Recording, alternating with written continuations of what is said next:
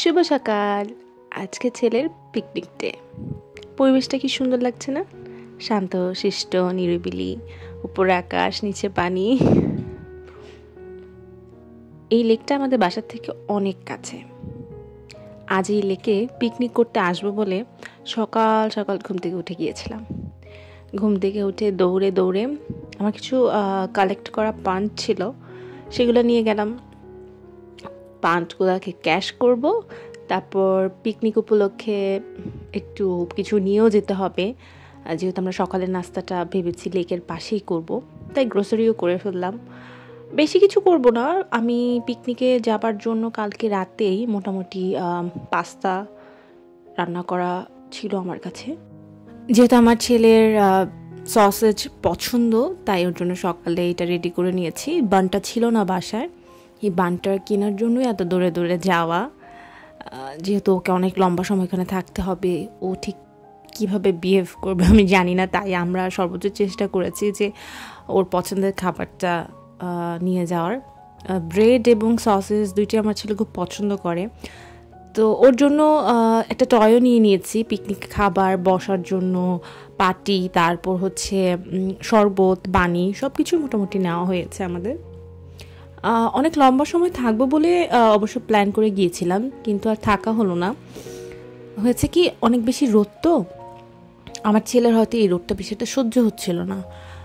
হুট করে এত রোদে ও হয়তো থাকতে পারছিল না, ও খুব ঘুম ঘুম করছিল, তাই বেশিক্ষণ আসলে খুব লম্বা সময় আমরা এখানে ছিলাম না। মোটামুটি আমাদের ব্রেকফাস্টটা আমরা লেকের পাশেই বসে করেছিলাম, তারপর 2-1 রাউন্ড দিয়েছি, বাসায় চলে এসেছিলাম। কিন্তু যতটুকু সময় ছিলাম আমরা অনেক বেশি এনজয় করেছি। আমার ছেলে খুব খোলা জায়গা পছন্দ করে, আর দেখুন এই যে আমি খাবারটা রাখার সময় সে খুব দুষ্টুমি করছিল। আমি বললাম যে তুমি সুন্দর হয়ে বসো, তাহলে কিন্তু মাম্মা ব্রেড রোল খেতে দিব। তারপর সে একটু নিরিবিলি ছিল আর কি যতটুকু সময়।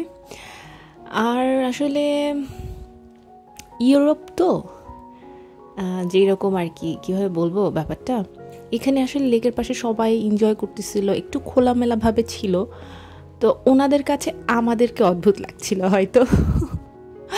যেহেতু ওনারা সানবাথ করার প্রিপারেশন নিয়ে আসছে, আর আমাদের মধ্যে ওইরকম কোনো টেন্ডেন্সি নেই, না আমরা পানিতে ভিজবো, না আমরা এশিয়ানরা সানবাথ করি। দেখুন আশেপাশে সবাই কিন্তু সূর্যের দিকে মুখ করে সূর্যের দিকে শরীর পেতে বসেছি, কিন্তু আমি এবং আমার হাজব্যান্ড আমরা খুঁজে খুঁজে কিন্তু একটা ছায়াযুক্ত জায়গা খুঁজে বের করেছি, যাকে তাই আমরা ওখানে বেশিক্ষণ আসলে বসে থাকতে পারিনি, নিজেরাই খুব ইতস্তত বোধ করছিলাম।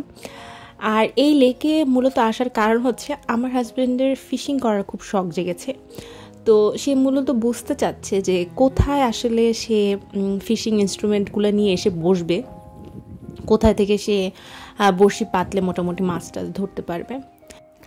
এখানে এসে তো 2জন বাঙালি ভাইয়ের সাথে দেখা হয়ে গিয়েছিল, তারা অলরেডি মাছ ধরছিলেন। মাছ ধরাটা আসলে ইম্পর্টেন্ট না, এখানে মাছ ধরতে আসবো, বসবো, মাছ ধরতে পারলে তো ভালো, না পেলেও সমস্যা নেই, এটা জাস্ট একটা আমার হাজব্যান্ডের শখ। যাকে আজকে তাহলে আমাদের একটু ছোটোখাটো পিকনিক হয়ে গেল, ফ্যামিলি পিকনিক, এবং সারাদিন খুব ভালো কেটেছে আলহামদুলিল্লাহ।